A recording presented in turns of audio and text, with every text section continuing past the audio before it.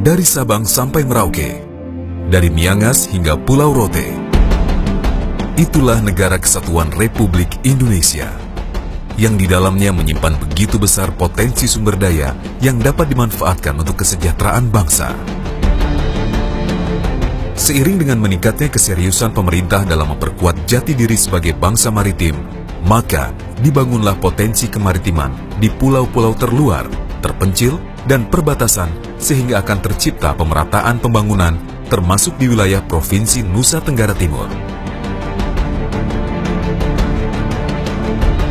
Terletak di bagian tenggara Indonesia yang terdiri dari gugusan pulau-pulau. 3 pulau utamanya adalah Pulau Flores, Pulau Sumba, dan Pulau Timor, serta pulau-pulau kecil lain yang mengelilinginya. Guna memperkuat konektivitas wilayah di Provinsi Nusa Tenggara Timur, maka pemerintah Jokowi JK terus berupaya untuk menjaga keseimbangan transportasi nasional dengan transportasi yang berorientasi lokal dan kewilayahan. Salah satu strateginya adalah dengan meningkatkan kapasitas dan kualitas pelayanan angkutan laut melalui pembangunan fasilitas pelabuhan, terutama di wilayah perbatasan dan terluar, termasuk di wilayah perbatasan dengan negara Timor Leste, yaitu Pelabuhan Atapupu di Kabupaten Belu dengan ibu kota Atambua. Transportasi laut menjadi salah satu pilihan untuk menunjang kegiatan distribusi barang dan logistik. Sebagai pelabuhan pengumpan regional, Pelabuhan Atapupu hadir dengan wajah baru untuk memberikan pelayanan transportasi laut yang handal bagi masyarakat sekitar. Letaknya yang strategis berhadapan langsung dengan Laut Timur bagian selatan, sehingga menjadikannya sentra aktivitas bongkar muat penumpang, barang, hewan ternak, dan komoditas lainnya di Kabupaten Belu. Pengembangan Pelabuhan Atapupu dilaksanakan tahun 2004 hingga tahun 2015 dengan total nilai investasi sebesar 92 miliar. Pengembangannya meliputi Dermaga 1, 100 x 8 meter persegi, Dermaga 2, 70 x 8 meter persegi, Trestle, 42 x 6 meter persegi, Causeway, 345 x 6 meter persegi, Reklamasi, 50 x 50 meter persegi.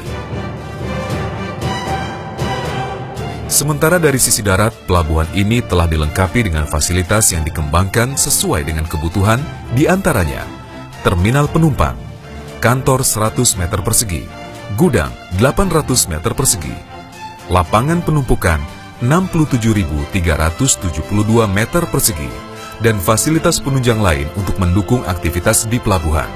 Dengan kedalaman minus 7 mlws, maka pelabuhan ini dapat mengakomodasi kapal dengan ukuran hingga 3.000 DWT.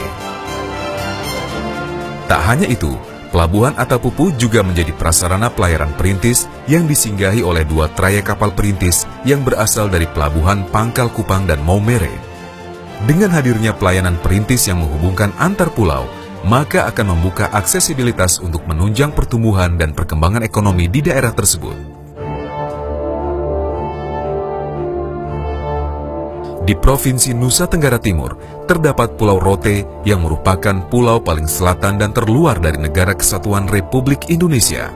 Untuk menunjang mobilisasi arus penumpang dan barang, maka dikembangkanlah Pelabuhan Papela dan Pelabuhan Baa sebagai pelabuhan pengumpan lokal untuk masyarakat di Kabupaten Rotendao, yang wilayahnya juga dilalui oleh kapal tol laut yang mengangkut muatan berupa barang-barang kebutuhan pokok dan barang strategis lain, yang dioperasikan oleh kapal Pelni dengan trayek T3 dengan rute Tanjung Perak, Larantuka, Lewoleba, Rote, Sabu, Waingapu, Sabu, Rote, Lewoleba, Larantuka, Tanjung Perak.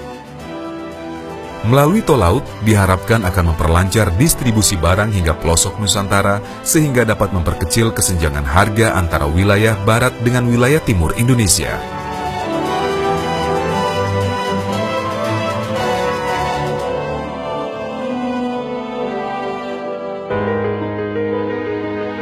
Di Kabupaten Manggarai terdapat 2 pelabuhan yang sedang dibangun, yaitu Pelabuhan Reo, Pelabuhan Pota,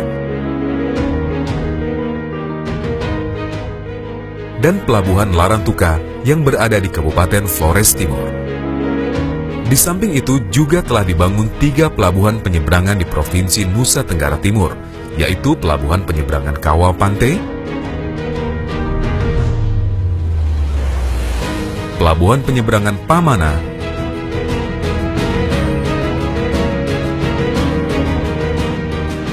dan Pelabuhan Seba.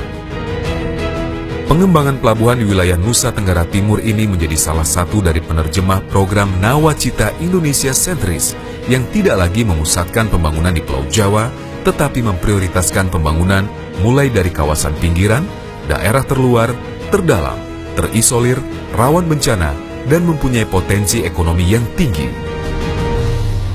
Dengan demikian, cita-cita pemerintah untuk mewujudkan pemerataan pembangunan dan kemandirian ekonomi dengan menggerakkan sektor-sektor strategis ekonomi domestik dapat segera terwujud. Menghadirkan negara demi segenap bangsa, merangkai, menyatukan Indonesia, serta memanfaatkan Laut NKRI untuk kesejahteraan bangsa.